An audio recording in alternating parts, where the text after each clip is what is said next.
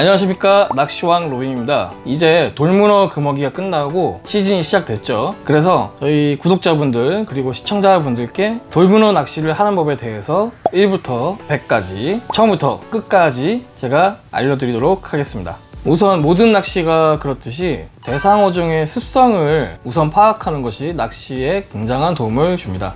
옛날 사람들은 문어가 먹물을 쏘고 도망가는 모습을 보면서 이 고기는 능히 그를 익힐 수 있는 고기다 해서 문어라고 부르게 됐고요. 옛날 이름은 외문어고 현재는 돌문어라고 불리고 있습니다. 보통 밤에 사냥을 나가고 사냥이 끝난 후에는 자기의 굴로 들어와서 쉬는 습성이 있는데요. 이 문어의 시력은 인간의 시력과 굉장히 비슷한 수준이에요.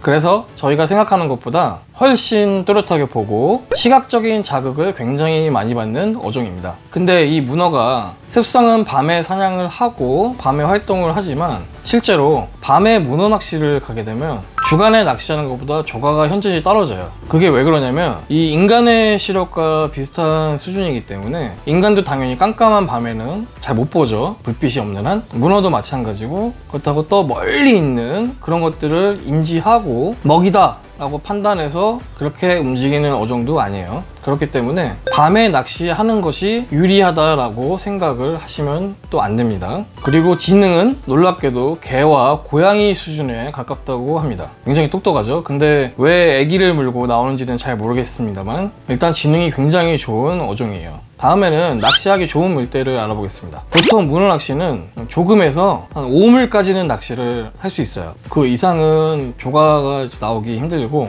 그리고 그 중에서는 또 가장 좋은 물때가 1물에서 3물까지, 물이 아주 안 가는 것도 아니고 그렇다고 가는 것도 아니고 딱 좋은 물때가 1물에서 3물까지입니다. 그 물때가 문어가 먹이 활동을 하기에 가장 좋은 물때예요. 그 다음엔 날씨 영향에 대해서 한번 알아볼까요? 이 문어나 오징어 같은 경우는 이 바닷물 속에 산소 농도가 떨어지면 시력을 잃어요. 산소 농도가 떨어질수록 시력을 점점 잃게 됩니다. 바다 같은 경우는 표면만 산소로 포화되어 있고 수심 7m에서 17m까지는 산소 농도가 35% 정도 됩니다. 당연히 그 밑으로 수심이 더 깊어지면 산소 농도는 떨어지고요. 그래서 문어가 수심이 얕은 갯바위 근처에 여밭이나 돌밭에서 많이 서식을 하고 있는 겁니다. 왜냐면 바다 표면에 가까울수록 산소 농도가 풍부하기 때문에 문어가 활동하기 훨씬 쾌적하고 시력에도 지장이 없기 때문에 그만큼 먹이 활동을 활발하게 할 수 있어요. 그리고 반대로 비가 많이 내린 날은 산소 농도가 떨어지기 때문에 그만큼 문어의 입질이 현저하게 줄어듭니다. 이 점은 꼭 유의를 하시고 출조를 하시길 바랄게요. 자, 이번에는 장비에 대해서 한번 얘기를 해볼게요. 문어 낚싯대는 크게 두 가지 종류로 나눌 수 있어요. 자, 첫 번째, 이 끝에만 이렇게 연질인 낚싯대가 있고요. 그리고 약 8:2 정도의 액션이 나오고 낚싯대가 골고루 뻣뻣한 낚싯대가 이렇게 있습니다. 이렇게 두 가지 종류로 나눠져 있는데요. 첫 번째로 먼저 이 낚싯대에 대해서 먼저 얘기를 해볼게요. 일단 이 낚싯대는 9:1 액션이라고 해요. 끝에 이제 10% 지점만 이렇게 낭창거리고, 이 낚싯대 같은 경우는 어떠한 장점이 있냐면 이게 낭창거리고 예민하기 때문에 문어가 살짝 올라타는 것도 느끼기가 쉽습니다. 물론 낚시하는 조사님들의 숙련도에 따라서 느끼는 정도가 다르긴 한데 이거는 좀 더 예민하게 문어의 입질을 파악하기가 좋아요. 근데 단점은 이게 챔질을 했을 때, 이렇게 딱 챔질을 했을 때 이 초리대 끝이 힘을 덜 받아요. 낭창거리기 때문에. 그래서 후킹이 세게 안 될 때가 있어요. 물론 어느 정도 실력이 있는 분들은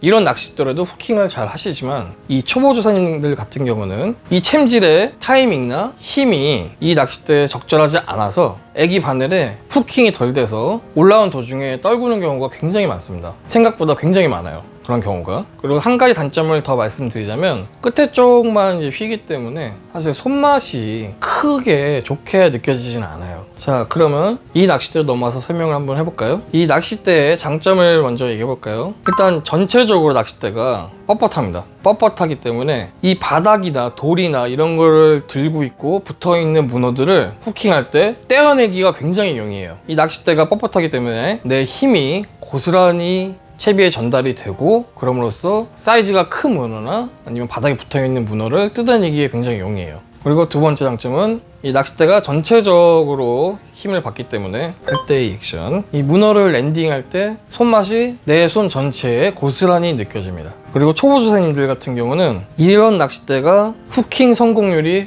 훨씬 높아요. 자, 그러면 이번에 단점에 대해서 한번 얘기를 해볼까요? 단점은 이 전에 보여드렸던 낚싯대랑 다르게 이 끝에가 낭창거리거나 예민하지 않습니다. 그래서 이 손 감각이 좀 둔하시거나 문어 입질을 도저히 파악할 수 없는 분들, 그리고 조류가 세고 너울이 심해서 입질을 파악하기 어려운 날에는 이 낚싯대가 조금 불리할 수 있어요. 물론 잘하시는 분들은 이 낚싯대를 쓰시던지 이 낚싯대를 쓰시던지 어느 걸 쓰셔도 잘 잡으시겠죠? 근데 이제 막 문어 낚시 입문을 하시거나 문어 낚시를 해봤지만 나는 조과가 좋았던 적이 없다 라고 하실 분들이 또 있잖아요. 그래서 저한테 낚싯대를 추천을 얘기를 한다면 저는 이 9대1 액션이 나오는 것보다는 제가 뻣뻣한 낚싯대를 초보조사님들께 추천을 하겠습니다. 자, 그 다음에는 낚시 릴에 대해서 설명을 한번 해볼게요. 문어 낚시 릴은 이렇게 베이트 릴을 사용을 하고요. 보통 4점대에서 5점대까지 릴을 사용합니다. 그 이상의 기어비를 사용하면은 이 랜딩할 때 굉장히 힘이 들어요. 힘이 들고, 그리고 고속 릴링으로 인해서 문어가 도중에 빠질 확률이 높습니다. 그리고 이 핸들, 자, 이 핸들 부분 보이시죠? 핸들. 문어 낚시 같은 경우에는 이런 파워 핸들, 자, 크고 내 힘이 고스란히 전달이 될 수 있는 이런 파워 핸들이 랜딩할 때 굉장히 도움이 많이 돼요. 이 손잡이가 작은 더블 핸들이나 그런 것들은 랜딩 하시는 게 조금 힘들 수 있어요. 근데 이런 파워 핸들 같은 경우는 한 손에 콱 움켜쥐고 랜딩할 수 있기 때문에 랜딩을 좀 더 수월하게 하실 수 있습니다. 자, 이 릴을 들고 있는 참에 합사를 같이 설명을 해드릴게요. 보통 돌문어 시즌 시작인 7월에는 2호를 많이 쓰고요, 8월에는 2.5호, 9월 이후에는 3호를 사용하게 됩니다. 왜 그러냐면 이 시즌 초반에는 사이즈가 큰 녀석들이 많이 없어요. 사이즈가 커봤자 키로급이 살짝 넘는 사이즈들이기 때문에 굳이 두꺼운 줄을 사용할 필요가 없고요. 9월 이후에는 2kg, 3kg, 크게는 4kg 이상짜리 문어도 나오기 때문에 3호 줄을 쓰는 거예요. 그러면 여기서 아니 그냥 뭐 상관없이 3호 줄 쓰면 되는 거 아닙니까? 라고 질문하실 분들이 또 있을 수 있죠. 물론 3호로 계속 쓰셔도 상관은 없어요.